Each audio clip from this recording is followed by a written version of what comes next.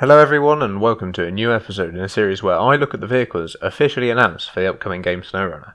Today is a bit of an odd one as we'll be looking at two trucks in this episode in a bid to try and get through as many trucks as possible before release. Today we'll be looking at the Kolob 74941 based on the real world MZKT 74135 and the Kolob 74760 based on the MZKT 741351.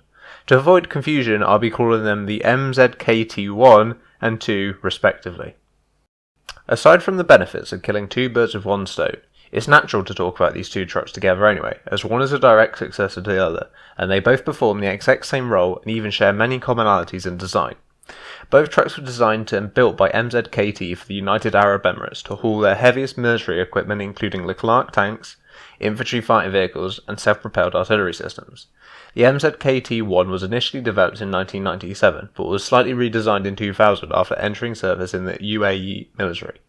The MZKT-2 had a similar story, wherein a prototype model was revealed in 2016 and then entered service within the UAE military that same year. One of the unique selling points of these two trucks is that a single prime mover is capable of towing two specialist trailers with some seriously heavy loads on them. The MZKT-1 is capable of towing a combined weight of 130 tons, and the MZKT-2 is capable of towing 136 tons, which is two main battle tanks and an infantry fighting vehicle. In order to tow these massive loads, these two trucks have absolute beasts of engines, and possibly the most powerful engines that will appear in the game. The MZKT-1 is powered by 796 horsepower, 21.6 litre turbo diesel V12, built by Duals, and while certain sources claim that it also had a Mercedes engine fitted at one point, I cannot find any good sources to back that up. The MZKT-2, on the other hand, is powered by an 812 horsepower, 18.1 litre turbo diesel inline-six built by Caterpillar. These engines are absolute behemoths and will completely tear through fuel when under high loads. This makes me question whether the 340 litre and 380 litre fuel tanks will be enough to get them very far at all. To put that number in perspective, whilst I can't find anything about the fuel tank of the MZKT-1, I can tell you that the MZKT-2 was designed to carry 1550 litres of fuel as standard.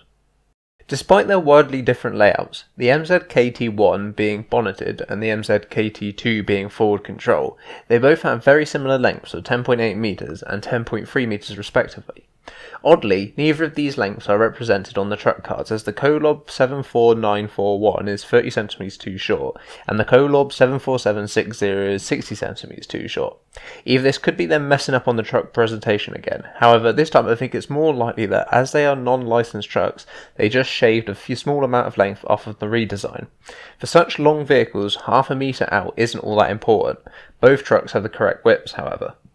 It's curious that they've made the Kolob 74941 have switchable all-wheel drive and differential locks, as both MZKTs shared the same always-on all-wheel drive and differential locks transmission and drive system, but I suppose it's quite likely this was done for a balance reason. Potentially this might make the old Kolob easier to drive on road, as there's less likely to be a wheel scuffing, and you can definitely consume less fuel by switching off all-wheel drive when not needed. On the flip side, this makes the new Kolob a better off-roader, even if it seriously affects its range because of this. Despite these trucks' powerful engines, they aren't rated for any off-roading particularly impressive.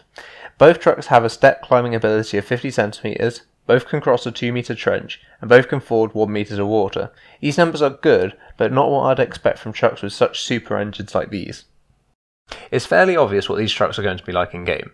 With their massive engines and general layout, these are going to be the end-game trucks for hauling the heaviest loads. Snowrunner's answers the E7310 and E7429 if you will.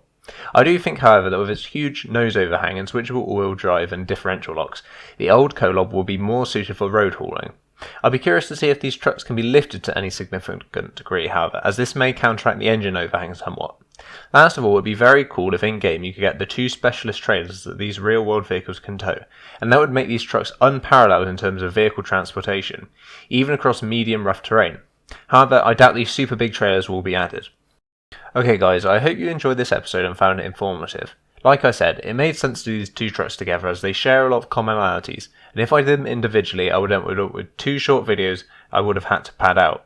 As usual, if you've enjoyed this video, please consider liking and subscribing and checking out my channel for more content like this. And if you want to see any truck in particular, please comment down below. Next episode should be another double, but after that I want to know what you guys want to see. Thank you for watching, and take it easy.